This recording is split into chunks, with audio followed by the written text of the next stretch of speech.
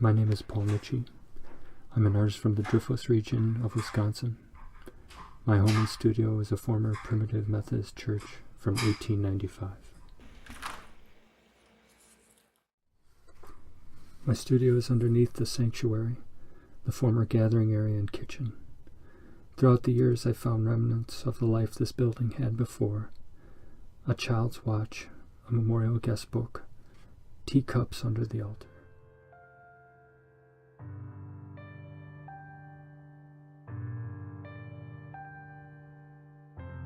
Within my artwork, the formalities of anatomical exploration and the reliquary effigy are both used to oppose themes of illness and growth, beauty and decay, dream and time.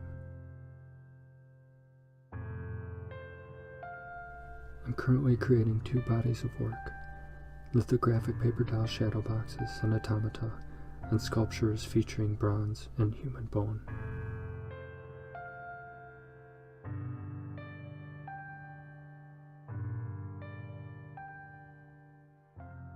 The paper doll pieces begin with a number of rough thumbnail sketches touching upon the idea I want to convey.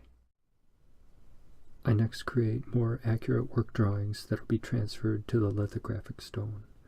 I began these works in the mid-1990s, using the paper doll form to explore youth and illness. A portion of the dolls in this series refer to antique paper anatomical portfolios. Once the stone is printed, the dolls are hand-colored, glued to a bookbinding board, and cut out. The edges are distressed to give a sense of time. The tears in the paper can be seen as illness or decay. Over the last couple of years, I've been making some of the dolls into automata. There is an enjoyment to the problem-solving and technical challenges. I fabricate all the mechanisms, brass keys and cranks. Giving these little figures movement adds another layer of emotion and mystery.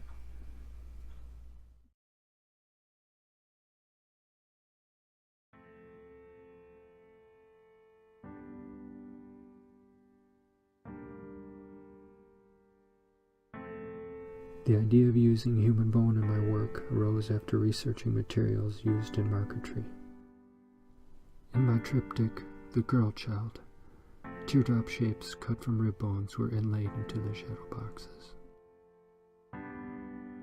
The bones started to become more prominent as I realized its power and important relation to my work.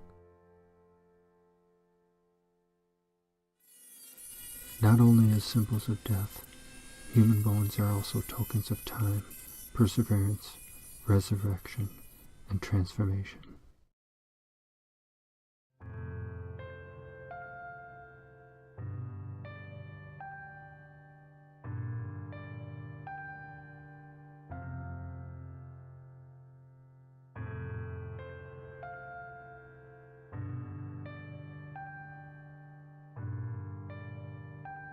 The sculptures begin also with a thumbnail sketch.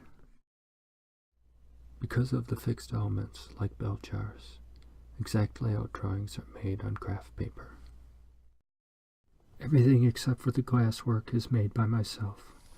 I truly enjoy exploring all the craft and process of making a piece from the ground up.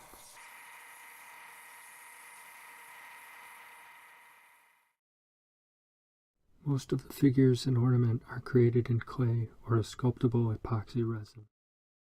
Although I'm interested in modeling the figure well, it's in the fragmentation of the body that speaks to my ideas. After the sculpt is completed, a brush-on or 2-part silicone mold is made. Natural elements like branches, shells, and fossils are cast as well. After the silicone portion of the mold is cured, a plaster mother mold is applied in order to retain the clay sculpture shape. If the piece is to be bronze, wax is poured or slushed inside the mold. It is then carefully removed and all the imperfections in the wax casting are corrected. The finished wax is then taken to the foundry and prepared for investment casting. Molten bronze is poured from its crucible into the mold. I love the heat, noise and fire of it all.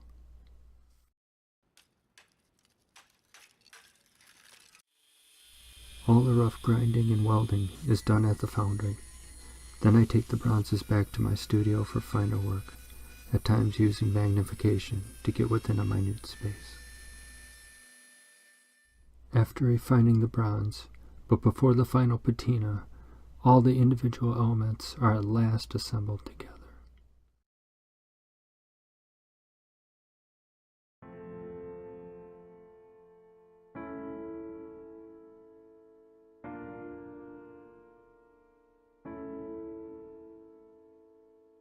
Historical perceptions of the body and references to the reliquary are altered to explore the diminishing physicality, anatomized nature of man, as well as the more illusory.